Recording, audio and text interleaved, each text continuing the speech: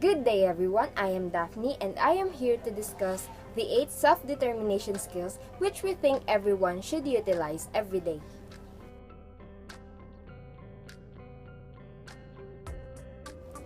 But first, let us ask ourselves, what is self-determination?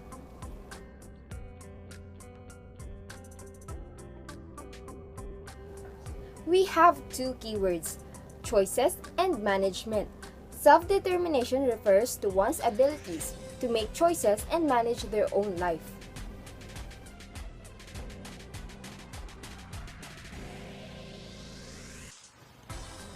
In order to make use of this ability, we must also know which skills we need to exercise in order to achieve self-determination. So, here are the 8 self-determination skills which will always be useful for everyone.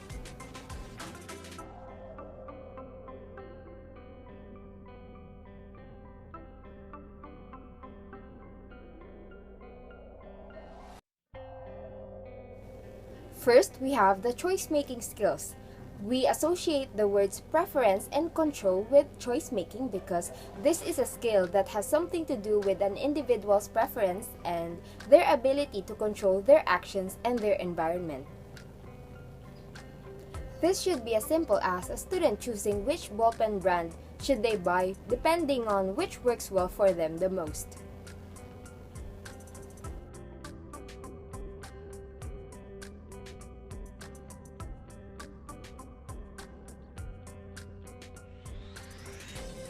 Next, decision-making skills. Decision-making skills is about how one makes an effective judgment in consideration of the action's possible results and weighing its possible consequences and identifying and selecting the best alternative decision for it.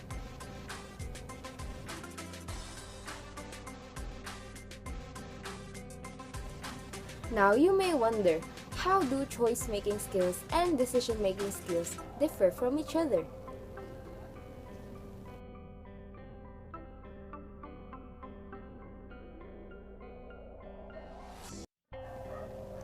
Well, choice-making skills is concerned with the desired intention, values, and beliefs of a person. Basically, it's connected with their reason for choosing an action.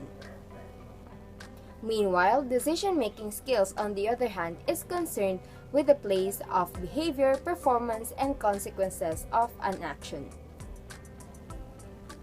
If choice-making skills is concerned with the reasons for choosing an action, then decision-making skills is concerned with the causes for choosing the action. Now, this implies heavier judgment than a reason.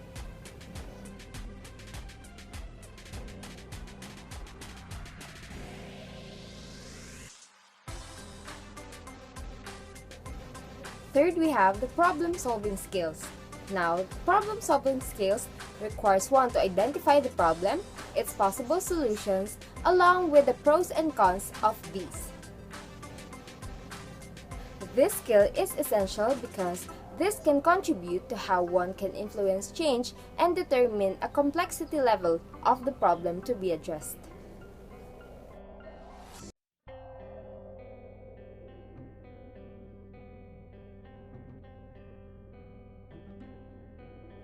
Next, we have the goal setting and attainment skills.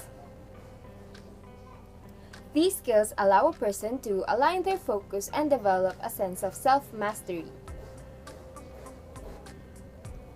Knowing how to manage what you want makes you an agent of your own goals and actions and be in control or responsible of your behavior, which leads to the attainment of what you are aiming for.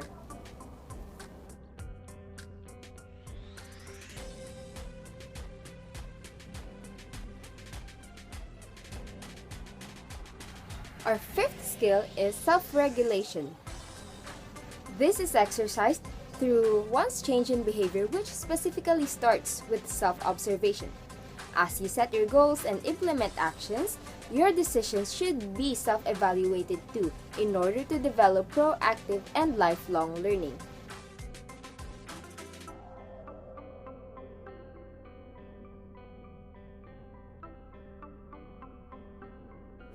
Our next skill is self-advocacy. We associate the words assertive and independence with self-advocacy because a person with these skills knows and expresses their wants and needs and take actions on it.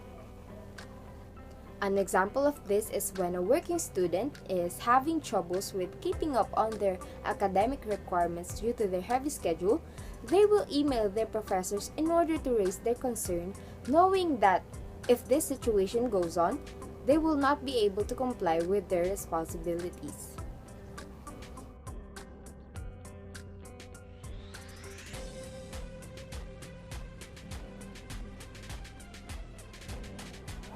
Next, positive self-efficacy skills.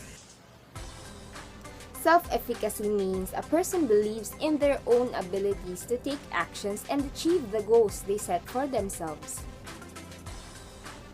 Now, what does a locus of control have to do with this? This has something to do with whether someone believes that they do or don't have control over certain situations in their life. It is important to have an internal locus of control because in here, you do believe that you have more control over these situations in your life more than the external factors.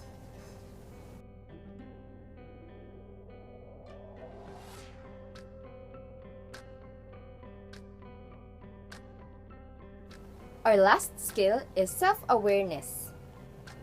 For an individual to be considered as self-aware, they should be able to identify and understand their own needs and strengths and also their weaknesses and limitations. For example, you notice that you keep on having problems with every group mates that you get to have. You start to self-reflect, look inward, and realize that this has something to do with how you respond to other people's inquiries. Now, this realization shows that you have self-awareness skills.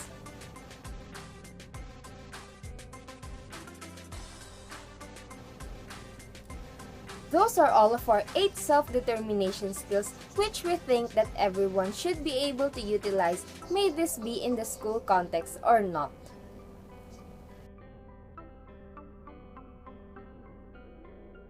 Before we end, I would like to leave everyone a quote from John Hope Bryant, which I hope you get to remember. The new definition of freedom is self-determination.